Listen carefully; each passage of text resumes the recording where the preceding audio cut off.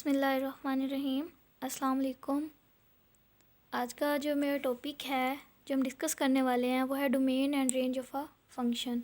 एक फ़ंक्शन की डोमेन और रेंज क्या होती है इसको डिस्कस करेंगे आज। हम स्टार्ट करते हैं। एक फ़ंक्शन ले लेते हैं f, जो कि हमारे पास क्या है x टू y है। ठीक है, एक सेट x है हमारे पास, एक सेट क्या है हमारे पास y है। x टू y हमने एक फ़ंक्शन ले लिया। इसमें जो x होती है ये क्या होती है, हमारी डोमेन होती है, और जो सेट y होता है वो क्या होती है, हमारी रेंज होती है। डोमेन और रेंज को समझने से पहले हमें इंडिपेंडेंट और डिपेंडेंट वेरिएबल का पता होना चाहिए। ठीक है, इंडिपेंडेंट वेरिएबल क्या होते हैं और डिपेंडेंट वेरिएबल क्या होते हैं। इंडिपेंडेंट्स मीन क्या है कि जो भी वैल्यूज़ हम x की लेंगे, सेट x में जितनी भी वैल्यूज़ हम एज अ डोमेन ले रहे हैं वो इंडिपेंडेंट होती हैं। हम अपनी मर्ज़ी से चूज़ करते हैं। उनको लेने के बाद हम क्या करते हैं, उसको फंक्शन में पुट करते हैं। फंक्शन में पुट करने के बाद हमारे पास कुछ आंसर्स आते हैं जो कि हमारी रेंज होती है। ठीक है, जो हमारे पास x होता है वो क्या होता है, इंडिपेंडेंट वेरिएबल होता है, जो कि हमारी डोमेन होती है। और इसमें जो y होते हैं, y एलिमेंट्स हमारे पास क्या होते हैं, डिपेंडेंट होते हैं, जो x को फंक्शन में पुट करने के बाद हमें मिलते हैं। ये तो हो गया हमारा इंडिपेंडेंट और डिपेंडेंट वेरिएबल। ठीक है, अब डोमेन और रेंज को समझने के लिए हम एक डेली लाइफ से पहले एक एग्जांपल लेते हैं कि ये होता क्या है हमारे पास।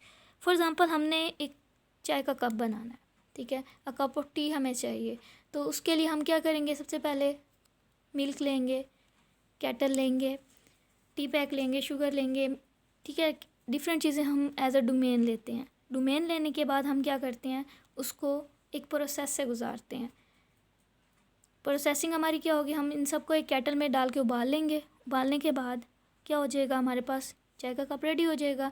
अब जो हमने सारी चीज़ें ली थी वो हमारी डोमेन थी, जिस प्रोसेस से हमने गुजारा वो फंक्शन था, हमने फंक्शन में पुट किया, और रेंज हमारे पास क्या आ गई है, चाय का कप, वो हमारी क्या होगी, रेंज होगी। इस तरह हम डिफरेंट एग्जांपल ले सकते हैं कि हम कुछ ना कुछ इनपुट लेते हैं, उस इनपुट को हम क्या करते हैं, फंक्शन में पुट करते हैं। ये हमारा एफ ऑफ एक्स है। इनपुट लेने के बाद हम इसको फंक्शन में पुट करेंगे और फंक्शन से फिर हमें क्या मिलेगी, आउटपुट। तो ये जो इनपुट होती है ये एक्चुअल में हमारी डोमेन होती है, और उसको जो फंक्शन में पुट करने के बाद जब हमें आउटपुट मिलती है वो हमारी क्या होती है, रेंज होती है। प्रॉपर डेफिनेशन देख लेते हैं डोमेन और रेंज की। जी, डोमेन हमारे पास डिफाइन कैसे करते हैं इसको, the values of independent variable in which F of x is definite. ठीक है, इंडिपेंडेंट वैल्यूज़ की, इंडिपेंडेंट सारी वो वैल्यूज़ लेंगे वेरिएबल की जहाँ पे जो हमारा फंक्शन है वो डेफिनेट रहे, मतलब अनडिफाइंड ना हो।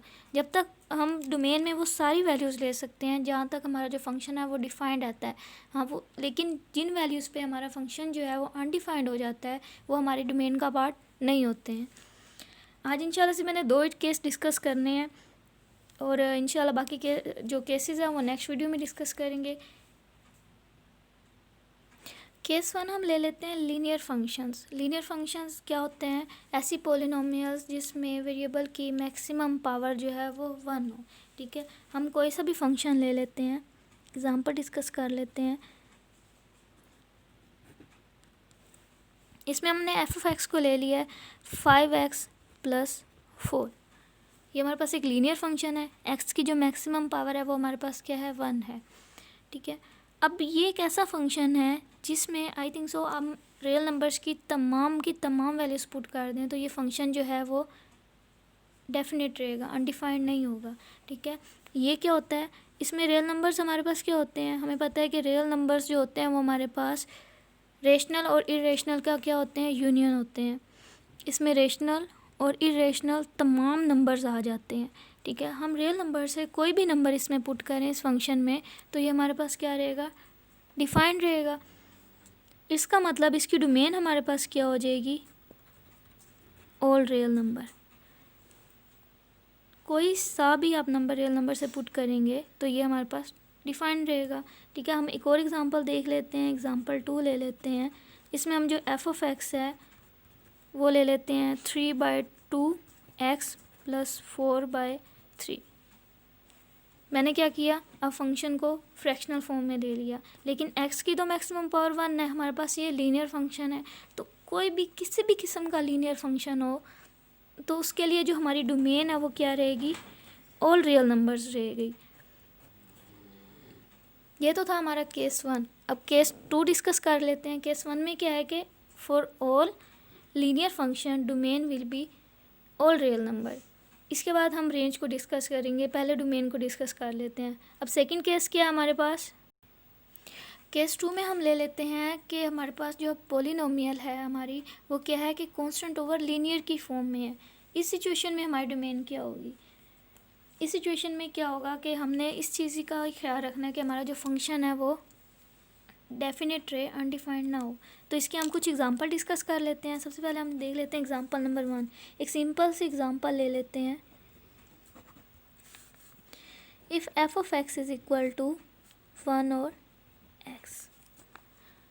अब हमारा जो फंक्शन है वो क्या है, यहाँ पे 1 एक कांस्टेंट है और हमने जो उसके डिनोमिनेटर में वैल्यू लिया वो क्या है, हमारे पास एक लीनियर फंक्शन है। अब इस सिचुएशन में क्या है कि हम डोमेन में सारे के सारे एलिमेंट्स ले सकते हैं सिवाय 0 के। ऐसा क्यों है, क्योंकि जैसे ही हम लेंगे put x is equal to 0 करेंगे तो ये हमारे पास क्या हो जाएगा, 1/0 which is equal to infinite. Something over 0 जब भी हमारे पास होता है वो क्या होता है, अनडिफाइंड हो जाता है। तो यहाँ पे फंक्शन हमारा क्या हो जाएगा, अनडिफाइंड हो जाएगा। इसका मतलब क्या है कि डोमेन में जब भी फंक्शन हमारा कांस्टेंट ओवर लीनियर की फॉर्म में, इस केस में क्या होगा कि हम डोमेन में वो सारे के सारे एलिमेंट्स लेंगे सिवाय 0 के, क्योंकि जैसे हम 0 पुट करेंगे तो हमारा फंक्शन क्या हो जाएगा, इन्फिनिट हो जाएगा। तो इसकी डोमेन हमारे पास क्या आ जाएगी, इसकी डोमेन होगी हमारे पास ऑल रियल नंबर में से क्या कर देंगे, 0 को माइनस कर देंगे। अच्छा, आप लोग सोच रहे होंगे मैंने 0 को करली ब्रैकेट्स में क्यों लिखा है, क्योंकि रियल नंबर हमारे पास सेट होता है और सेट में से हमेशा हम सेट को ही माइनस करते हैं। इसलिए हम क्या करेंगे कि ऑल रियल नंबर्स में से 0 को माइनस कर देंगे। ये तो थी एक सिंपल सी एग्जांपल। कुछ थोड़ी कॉम्प्लिकेटेड एग्जांपल्स कर लेते हैं ताकि आपका जो कॉन्सेप्ट है वो हर तरीके से क्लियर हो जाए। एग्जांपल 2 मैं ले रही हूँ कि हमारे पास जो f ऑफ x है वो है 1/x + 2। तो ये भी हमारे पास कांस्टेंट ओवर लीनियर है। अब 1 ना लें, यहाँ पे 2 ले लें, कोई सा भी कांस्टेंट लेना है हमने, 2/x + 2। अब इस सिचुएशन में हमारे पास डोमेन क्या होगी, सेम हमने उसी चीज़ का ख्याल रखना है कि जो हमारा फंक्शन है वो डेफिनेट रहे, अनडिफाइंड ना हो। तो हमने क्या देखा था कि जब भी डिनोमिनेटर में 0 आता है, डिनोमिनेटर में जब भी हमारे पास क्या होगा, 0 आएगा तो वो फंक्शन क्या हो जाएगा, अनडिफाइंड हो जाएगा। इट्स मीन कि मुझे x + 2 जो है वो नॉट इक्वल टू 0 रखना होगा। ठीक है, x + 2 is not equal to 0, then x is not equal to -2। ठीक है, इसका मतलब क्या है कि x की वैल्यू जैसे हम -2 पुट करेंगे ये फंक्शन 0 हो जाएगा और समथिंग ओवर 0 अनडिफाइंड। तो इसके डोमेन में हमारे पास ऑल रियल नंबर एग्जिस्ट करेंगे सिवाय -2 के। अब थोड़ी सी एग्जांपल को और कॉम्प्लिकेटेड कर लेते हैं। मैंने यहाँ पे एक और एग्जांपल डिस्कस की, एग्जांपल 3 हम ले लेते हैं कि जो कांस्टेंट ओवर लीनियर जो हमने फंक्शन है अब हमने फ्रैक्शनल फॉर्म में रख लिया है।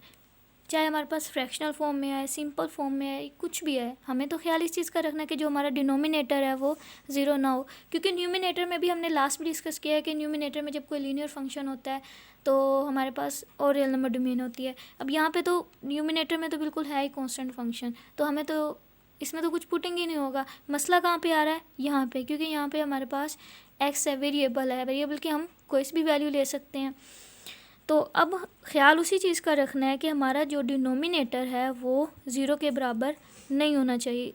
This is not equal to 0। It's mean -2/3 x is not equal to -4/5। इसका मतलब क्या हुआ कि जो x की वैल्यू है वो हमारे पास किसके इक्वल नहीं होनी चाहिए। ये -2/3 इधर मल्टीप्लाई हो रहा है, तो जब इसको दूसरी साइड पे भेजेंगे तो ये ऑपोजिट हो जाएगा, 3/-2 हो जाएगा। तो यहाँ से 2 1 ज़ा 2, 2 2 ज़ा 4, कैंसिल, माइनस से माइनस कैंसिल हो जाएगा।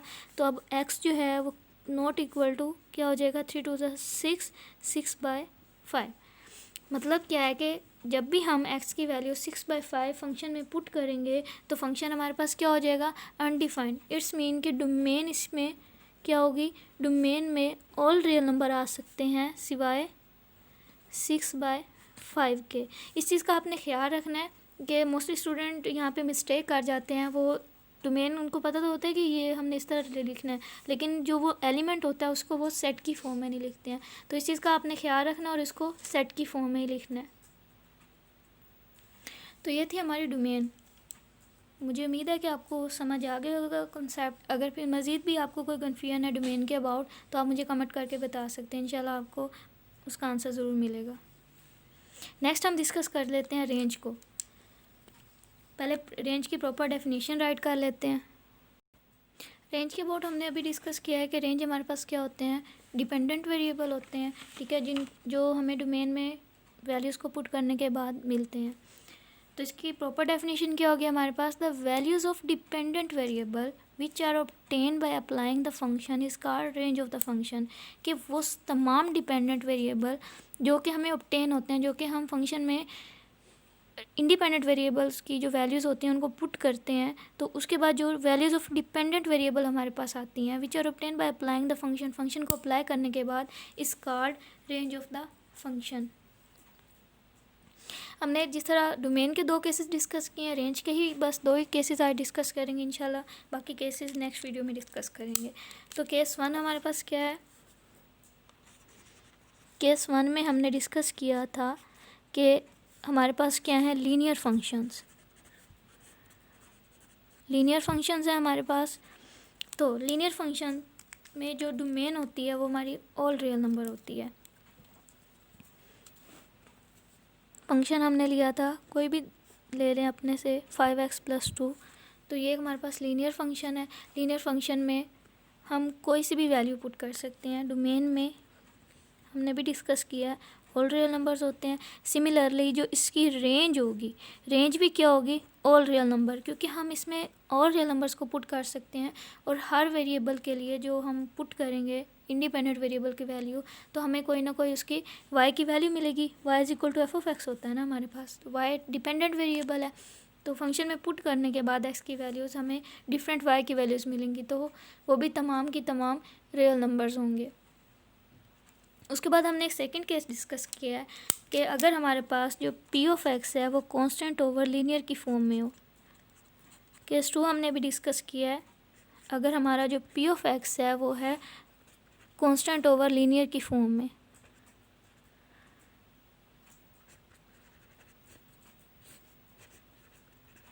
तो इस सिचुएशन में हमने क्या देखा कि हमारा जो डिनोमिनेटर है उसमें ज़ीरो नहीं होना चाहिए, क्योंकि जैसे डिनोमिनेटर ज़ीरो होता है तो हमारा फंक्शन जो है वो अनडिफाइंड हो जाता है। यहाँ पे एक एग्जांपल ले लेते हैं। तो बाहर बहुत प्रॉब्लम कर रही है। एग्जांपल नंबर 1 हम डिस्कस कर लेते हैं। हम कोई सा एक फंक्शन ले लेते हैं f(x) which is equal to 5/x + 1। मैंने एक फंक्शन ले लिया है f(x) = 5 और x + 1। तो ये कांस्टेंट ओवर लीनियर की फॉर्म में है। इसकी डोमेन तो अभी हमने डिस्कस किया कि इसका जो डिनोमिनेटर है वो नॉट इक्वल टू 0 होना चाहिए। इट्स मीन कि x की कौन सी वैल्यू नहीं ले सकते हम, -1। डोमेन में तो हो जाएगा ऑल रियल नंबर -1। लेकिन जब भी हमारे पास कांस्टेंट ओवर लीनियर की फॉर्म में फंक्शन आएगा तो इसकी रेंज में तमाम एलिमेंट्स एग्जिस्ट करेंगे सिवाय 0 के।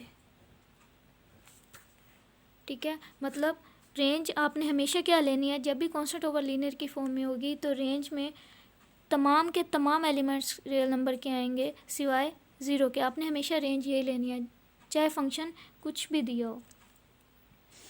पीछे हमने कुछ कॉम्प्लिकेटेड एग्जांपल्स भी डिस्कस की थी। कोई भी एग्जांपल हो, 5/2/3x + 5/2, इस तरह का भी हमने एक f(x) फंक्शन लिया है। तो इस सिचुएशन में भी जो हमारी रेंज, डोमेन तो वो आ जाएगी जो हम निकाल लेंगे, रेंज क्या होगी, रेंज में तमाम रियल नंबर्स एग्जिस्ट करेंगे सिवाय ज़ीरो के।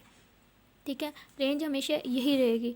अच्छा, हम ज़ीरो को क्यों निकाल रहे हैं, इसकी वजह क्या है, इसको हम टेस्ट कर लेते हैं इस कंडीशन का एक छोटा सा, कि हम ज़ीरो इंक्लूड क्यों नहीं कर सकते हैं।